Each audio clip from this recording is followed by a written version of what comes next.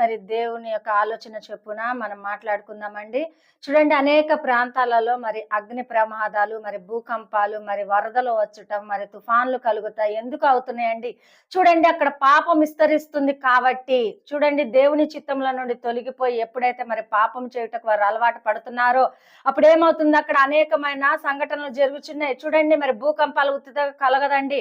మరి చూడండి, వరదలు ఉత్తిగా రావండి, తుఫాన్లు ఉత్తిగా రావండి.